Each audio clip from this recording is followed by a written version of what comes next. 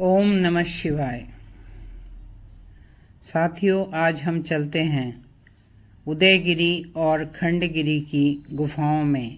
यह उड़ीसा में भुवनेश्वर के पास दो पहाड़ियां हैं। इन्हें पहले कटक केव्स भी कहते थे। इन गुफाओं का ऐतिहासिक, पुरातात्विक, धार्मिक और शिल्पकला में महत्वपूर्ण स्थान है। इन गुफाओं से उड़ीसा में बौद्ध धर्म और जैन धर्म का ये प्रभाव के विषय में पता चलता है। इन गुफाओं को शिलालेखों में लैना कहा गया है। हाथी गुम्फा शिलालेख में इन्हें कुमारी पर्वत कहा गया है। उदयगिरी और खंडगिरी गुफाओं में 200 मीटर की दूरी है। ये एक दूसरे के सामने बनी हैं और कलिंग राजा खारवेल के काल की बनी हुई हैं। विशाल शिलाखंडों से बनाई गई हैं। कलिंग शासक खारवेल जैन धर्म को मानते थे और यह शिलालेख ब्राह्मी लिपि में लिखे गए हैं। इन गुफाओं में जैन साधु शांति से निर्वाण प्राप्ति की यात्रा और कठोर तपस्या करते थे। यहाँ अन्य विद्वान भी सत्य, शांति और मोक्ष की सुंदरता की तलाश में आते थे। उदयगिरी में 18 और खंडगिरी में 15 गुफाएं हैं।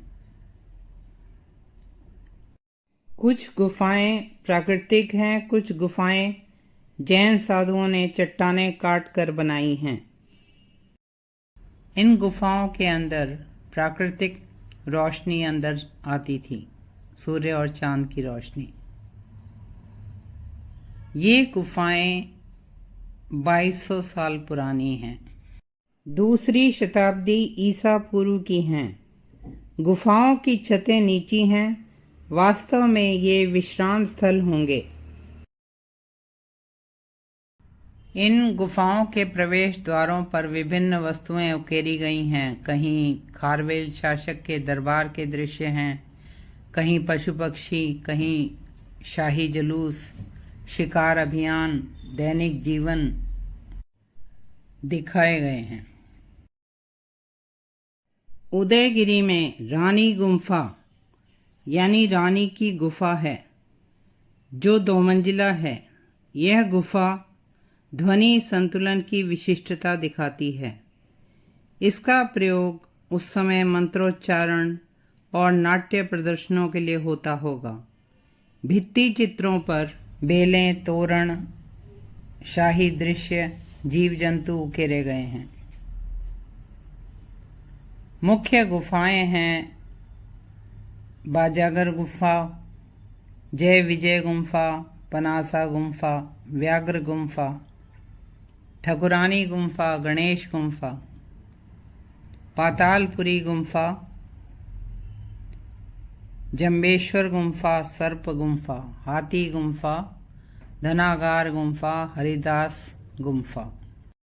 खंडगिरी गुफाओं में प्रमुख हैं तातोवा गुम्फा। इसके प्रवेश पर जो तोरण बना है उसमें तोते बने हैं। अनंत गुम्फा, ध्यान गुम्फा, त्रिशूल गुम्फा, अंबिका गुम्फा।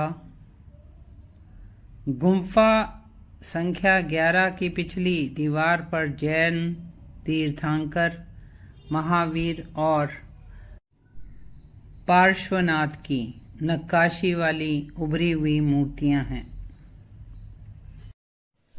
साथियों, ऐसी संरचनाएं देखने के बाद क्या हमने कभी सोचा है कि उस समय का मनुष्य स्वयं की, शांति की और मोक्ष की खोज में कितना परिश्रम और तप कर रहा था और हम इन लक्ष्यों से कितना दूर हो गए हैं। इस विषय में हमें जरूर विचार करना चाहिए। साथियों, ऐसे दिव्य स्थानों के दर्शन और दिव्य जानकारी पाने के लिए please like, share and subscribe this channel. ओम नमः शिवाय।